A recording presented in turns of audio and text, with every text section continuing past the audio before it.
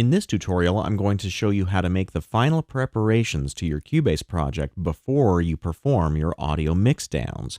The first thing we need to do is make sure that the left and right locators are placed at where we want the export to begin and where we want the export to end. So I'm going to type F3 to close the mix console and come back to our project window. And you'll notice that right now I have the left and right locators at pretty much the beginning and ending of the project. But let's take a listen to the playback from the very first part of the song, because we may not want to have our left locator here because we might need to start the song a little tiny bit later. So let's press play and see what happens when we start playback from the very beginning of the project. See how there's a little bit of lag time there before we hear any audio? Listen again. I'm going to press play now. So that means that if we exported this project with the left locator at the beginning of the project, the end listener is going to have a little bit of space between when they press play on their MP3 player or CD player and when they actually hear the audio. So we'll want to modify the left locator position and the right locator position. And let me show you how to get these into place a little bit more easily. You'll notice that the right locator down here is actually ahead of the drum folder, and the drums last longer than anything else in the song. Take a listen here. See how those cymbals ringing? They're still happening, and they're happening past the position of the right locator. So when the end listener hears that, if we chose that as the region for our audio export, the cymbals would suddenly chop off. So we don't want to subject our end user to that.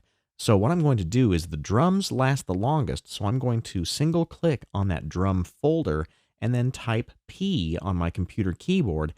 That will place the left and right locators around the boundaries of that event. And that will ensure that those cymbals won't get chopped off. So now when we come to the left locator, let's take a listen to that.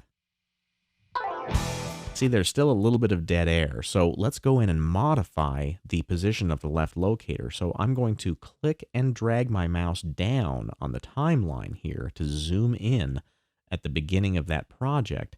And you can see that the keyboards are the very first thing that we should be hearing. So let's open up the keyboard folder, and you can see that that glissando actually happens in a pickup measure. That's really where I want my left locator to be placed, because that's where I want the song to begin for our listener.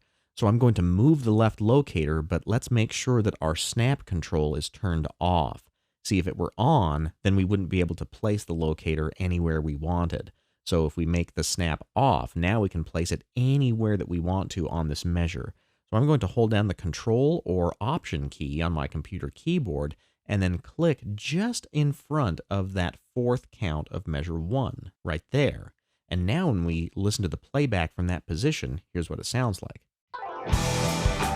See, now the audio starts immediately when we press play.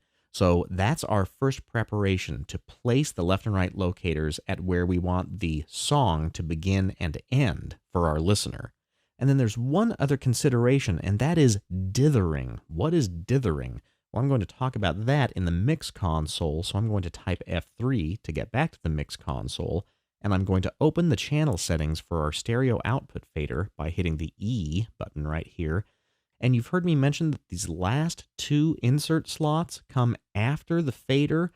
Well, these slots are where limiters can go, except we're already using a limiter in our last slot of the channel strip. So in this case, we're going to be using a dithering plugin. So let's load a dithering plugin into insert number 8 here. So I'm going to drop down this little box, and I'm going to type in UV, because Cubase comes with the UV22HR dithering plugin. I'm going to double click on that to load it. Now basically what dithering does is take high bitrate audio and convert it to something with a lower bitrate, but it does it in a really intelligent fashion. It goes through all the bits and determines which bits are best left on and which ones can be turned off to most accurately represent the bit depth or the amplitude resolution of the audio file. This particular Cubase project that we've been working on is in 32-bit mode. So we can't actually save this file onto an audio CD in 32-bit format. So before we exported this project to a 16-bit audio format like an audio CD, we'd want to use this UV22HR and set its dither output bits to 16. That way the file that gets exported is an audio CD compatible bit depth. So I'm going to load that plugin, but I'm going to turn it off for right now. And you can turn it off a couple of different ways. If the control panel is closed, you can come over to the slots far left-hand side and just click the power button right there. So now that we have our locators positioned and we have a dithering plugin ready to go if we need it, the next thing we do is export our audio files, and I'll show you my 3 mixdown method in the next tutorial.